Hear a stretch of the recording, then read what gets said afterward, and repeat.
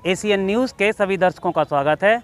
मैं हूं गणेश अग्रवाल और आप देख रहे हैं दमोह जिले की खबरें। दमोह जिले के कुंडलपुर में होने वाले कुंडलपुर महोत्सव यानी आचार्य पद पदारोहण प्रतिष्ठा महोत्सव के लिए व्यापक तैयारियां की जाएंगी। कुंडलपुर क्षेत्र कमेटी एवं कुंडलपुर महोत्सव समिति के माध्यम से व्यापक तैयारियों को लगातार अंतिम रूप दिया जा रहा है। यहाँ पर परम पूज्य मुनिराजों आर्य संघों का अनवरत आना जारी है और कई संघ रास्ते में हैं और उनके नियत समय के पहले ही कुंडलपुर पहुँचने की पूरी संभावना है।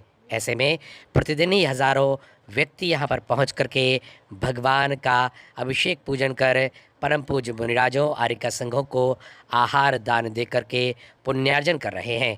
तो वहीं सभी को आचार्य पद पदारोहण प्रतिष्ठा महोत्सव देखने की भी उत्कंठ इच्छा है और ऐसे में कुंडलपुर क्षेत्र कमेटी के माध्यम से यहाँ पर तैयारियों को अंतिम और व्यापक रूप दिया जा रहा है। इसको लेकर के कुंडलपुर क्षेत्र कमेटी के महामंत्री आर.के. जैन के साथ अन्य पदाधिकारियों के द्वारा विस्तार से तैयारियों को लेकर जानकारी प्रदान की गई और अनेक शंकाओं का समाधान भी किया गया।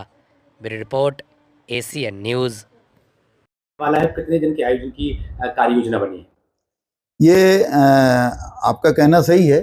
ये महोत्सव की तिथि तो घोषित हो गई है हमारे 16 अप्रैल, परंतु कार्यक्रम की रूपरेखा क्या है और कार्यक्रम किस तरह का होगा, इसको लेकर वास्तव में अभी संशय है। यह कार्यक्रम का निर्धारण और कार्यक्रम की रूपरेखा यह हमारा विषय नहीं है। यह आचार्य संघ के जो वरिष्ठ साधु हैं उनका विषय है। वह जब सब उपस्थित होंगे, उनके बीच विचार विमर्श होने के बाद निष्कर्ष निकलेगा कि कार्यक्रम कैसा होना चाहिए, किस तरह की इसकी रूपरेखा बनना चाहिए। क्योंकि इस तरह का कार्यक्रम पहले कभी इतने बड़े स्तर पर हुआ नहीं है, इसलिए इस आयोजन में किस तरह की व्यवस्थाएं होना चाहिए, कितने दिन कार्यक्रम चलेगा, क्या होगा, इसके स्वरूप का भी निश्चित नहीं है। लेकिन ये सही है कि एक आध सप्ताह बाद यह सब स्थिति क्लियर हो जाएगी और आपको इसके माध्यम से सूचित करा दिया जाएगा। कितने लोगों के आने की संभावना आप लोगों ने पूरे कार्यक्रम के लिए लगाई है और किस तरह की तैयारियां चल रही हैं? हाँ, ये बिल्कुल सही है कि हमारे आंकड़े जो लोगों के आने के हैं वो दिन पर दिन बढ़ते जा रहे हैं। हम जो पहले एक लिमिटेड लोगों के आने का मान रहे थे कि 50,000 लोग आएंगे, 1 लाख लोग आएंगे, हमें कितने टेंट की आवश्यकता है, लेकिन हम ऐसा देख रहे हैं कि लोगों में जो उत्साह है, इस कार्यक्रम को लेकर लोगों को आने का रुझान है, वो निरंतर दिन प्रतिदिन बढ़ता जा रहा है। हम अपनी तरफ से पूरी कोशिश कर रहे हैं कि अधिक से अधिक लोगों को हम यहाँ रहने की और सारी व्यवस्थाएं दे सकें, पीने के पानी की, भोजन की सभी व्यवस्थाएं दे सकें। हम लोगों ने 165 एकड़ का लगभग प्लाट हमारा तैयार हो गया है। उस पर हमारे पंडाल का काम चल रहा है, टेंट बनाने का काम शुरू हो गया है। अस्थायी जो चौका हम निर्माण कर रहे हैं उनका काम हो गया है। सारी समितियों द्वारा बैरिकेटिंग समिति, यातायात समिति, विद्युत व्यवस्था समिति, जल व्यवस्था समिति, सारी समिति अपनी बहुत सक्रियता से इसमें जुट गई हैं।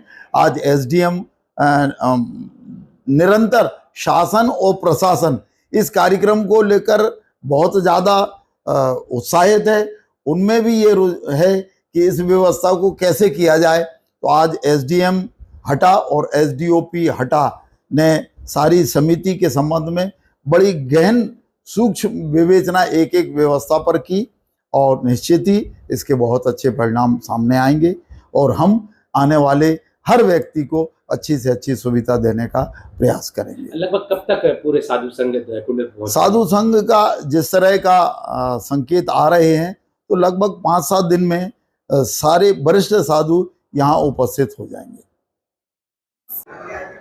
कुंडलपुर महोत्सव के लिए 41 समितियों का गठन किया गया है और समितियों को पावर दिए गए हैं, उनके प्रभारी बनाए गए हैं और एक 4 सदस्यीय समिति का गठन अलग से किया गया है जो क्रय समिति और भुगतान समिति के नाम से है और अध्यक्ष, महामंत्री, कोषाध्यक्ष का लोड कम करने के लिए इस समिति का गठन किया गया है।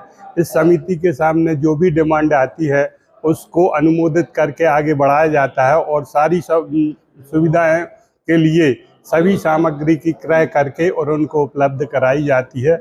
और सभी समितियों को ये पावर दिए गए हैं कि आप अपने हिसाब से इस महोत्सव को अच्छे से अच्छे संपन्न कराने के लिए जो हो सकता है वो सब सारी सुविधाएं की गई हैं। लोगों के आने जाने की, खाने पीने की, रहने की सारी सुविधाओं का प्रबंध किया गया है, किया जा रहा है, ताकि यहाँ आने वाले किसी भी लोगों को किसी भी प्रकार की समस्या का सामना न करना पड़े।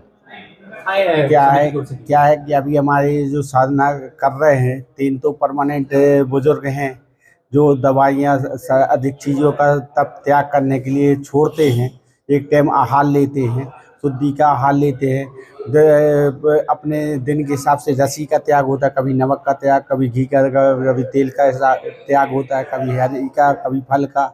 उस हिसाब से आहार लेते हैं, उस हिसाब से रसोई भी तैयार की जाती है। दूसरी चीज़ औषधि भी जो चलती है उनके हिसाब से उनके लिए कुएं का पानी, शुद्ध पानी इसको उपलब्ध कराते हैं। और जो अभी क्षुल्लक जी वगैरह आ रहे हैं तो उनके लिए रहने के लिए जो रूम वगैरह है या जो उनके लिए साधन है या कमंडल में जल वगैरह व्यवस्था जो की जाती है उसकी अच्छी व्यवस्था की जा रही है। बहुत बड़ी व्यवस्था होती है। हाँ, किस बहुत तरह से बड़ी उसको मैनेज करते हैं आप? मैनेज उसके लिए अपने लड़के भी लगे हुए हैं। हम लोग स्वतः सेवा करते हैं। हम लोग अपना जो उनकी वैयावृत्ति समझते हैं उससे पुण्य मिलता है कि उनके अगर अपन वैयावृत्ति या उनका सहयोग करें तपस्वियों का, उसके लिए हम अपना पुण्य मानते हैं।